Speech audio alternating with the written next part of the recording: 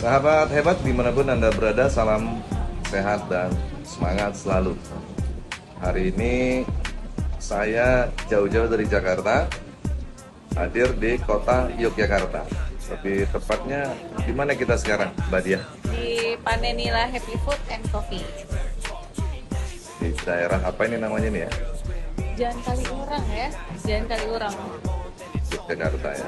Tempatnya bagus dan sangat tepat untuk kita bersantai apalagi malam ini pada kesempatan satu sesi acara bincang antar sejawat atau BAS dengan Mbak Diah Kartika, Jakarta. Selamat malam Mbak Diah. Malam. Sehat ya. Alhamdulillah sehat. Terima kasih untuk kebersamaan kita di kota Jogja pada malam hari ini untuk memberikan edukasi dong, Ya. sosialisasi terkait dengan prestasi yang sudah dicapai oleh Mbak Diah. Jadi dengar-dengar Mbak Diah ini udah sampai ke Bengkulu ya kemarin ya, Ya. untuk pembelaan terhadap rekan sejawat yang menghadapi dugaan kriminalisasi. Boleh cerita sedikit Mbak Diah, apa yang dialami rekan kita itu di mana sih? Oke, di Bengkulu ya. Dia di Kepahyang. Oke, Jadi boleh cerita nggak? Oke, jadi cerita singkatnya rekan sejawat kita ini dia itu sedang mendampingi kliennya. Nah, pada saat dia lagi mendampingi kliennya, ternyata pihak lawan itu merekam rekan sejawat kami ini. Nah, karena merasa tidak nyaman gitu, karena merekamnya juga secara tidak izin gitu kan, sehingga dia apa namanya kayak menghalangi lah untuk dia direkam lagi karena itu di apa namanya di live kan gitu secara maksudnya pada saat dia ngomong dan segala macam tuh live gitu direkamnya.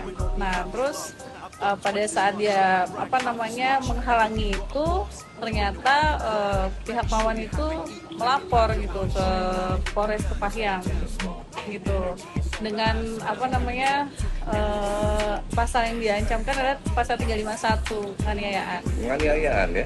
Sempat ada luka waktu menghalangi itu atau memang ada keributan sampai dipukul itu? Sebenarnya dari informasi dari rekan sejawat kami memang hanya menghalangi saja, namun handphone itu jatuh. Informasinya seperti itu.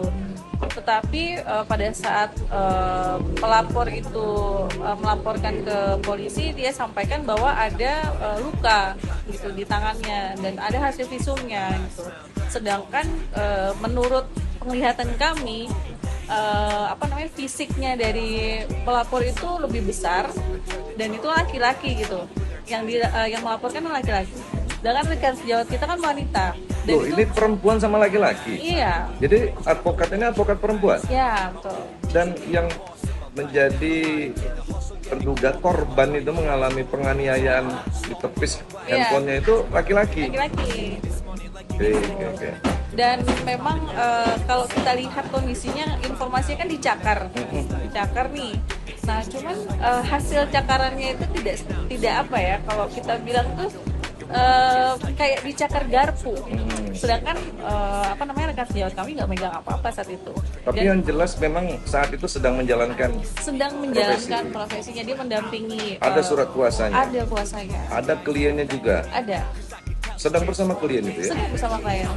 Nah setelah lapor ke Polres Kepahyang itu, kemudian status dari rekan sejawat kita ini apa Mbak Dia?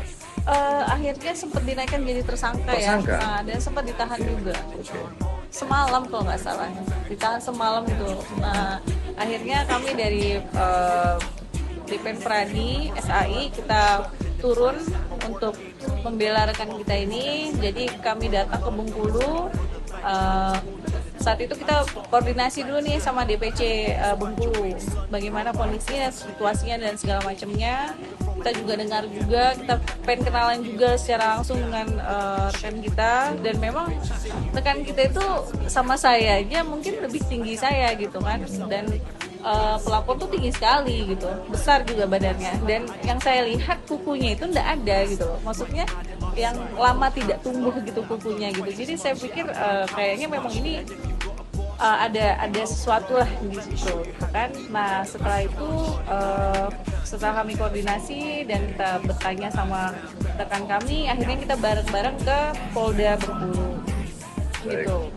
Jadi dengan adanya peristiwa seperti itu, advokat dikriminalisasi, ya. Kemudian Mbak Dia turun langsung ke daerah ya. Ya, saya bersama rekan saya Pak Endang Suparta. Ada 2 orang, Ya, 2 orang. satu tim Iya, dari iya. DPN Pradi. Dari DPN Pradi. Nah, di Polda Bengkulu sendiri bertemu dengan siapa dan apa yang disampaikan? Mbak Dia? Jadi kami bertemu dengan Kombes Pol Pambudi. Beliau itu Kadipkum di Polda Bengkulu. Gitu. Jadi kami bertemu sama beliau. Ya kami sampaikan bahwa ini rekan sejawat kami sedang menjalankan puasa gitu kan. Apa namanya, kalau sedang menjalankan puasa kita juga punyalah hak imunitas untuk advokat itu sendiri gitu. Jadi kami minta untuk digelar perkara khusus pada saat itu.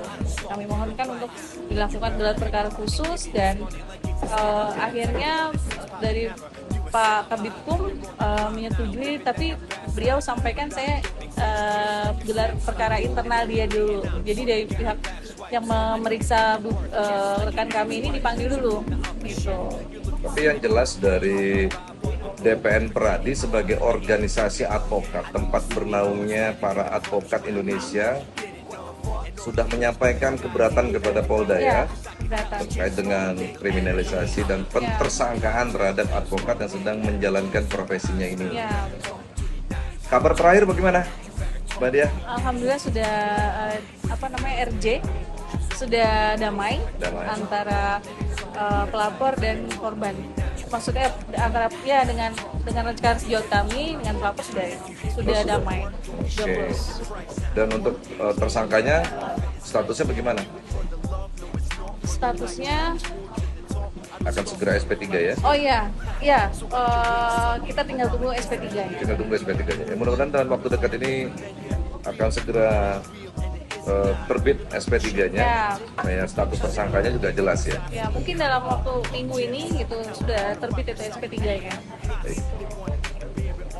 Saya pribadi mengucapkan selamat ya Mbak Dia dan rekan Endang Suparta berkat kolaborasinya yang baik, kerjasamanya yang baik, dan kinerjanya yang baik di Bengkulu berhasil untuk membantu anggota kita yang menghadapi dugaan kriminalisasi terhadap dirinya.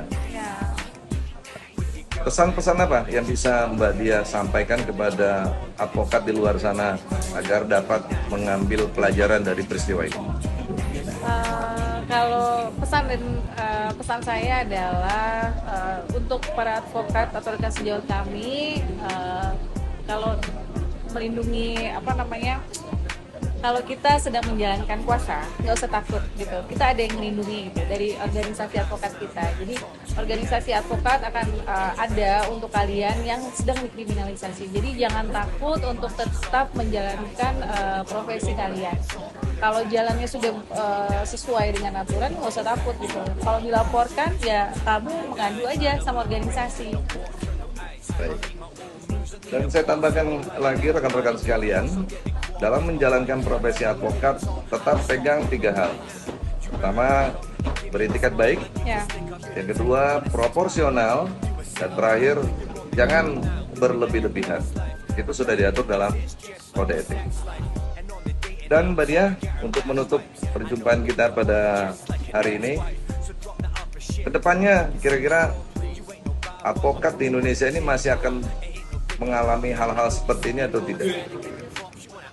Kalau menurut saya pasti akan mengalami. Jadi kita siap-siap gitu. Jadi kenapa pengetahuan ini harus disampaikan ke rekan-rekan semua, karena biar rekan-rekan tuh tahu bahwa ada kok yang melindungi kita gitu. Organisasi pasti melindungi. Dan Mbak Dia tetap akan turut. Tetap akan turut. Wah, itu catat rekan-rekan sekalian. Mbak Dia akan siap membantu untuk hal-hal yang mungkin akan terjadi di masa yang akan datang. Baik, terima kasih Mbak Dia untuk kebersamaan kita pada kesempatan kali ini. Dan rekan-rekan sekalian, sampai bertemu lagi di Bincang Antar Sejawat berikutnya. Salam dan Sampai bertemu lagi. Real recognize real and it isn't in you. You're like a chick with a dick 'cause the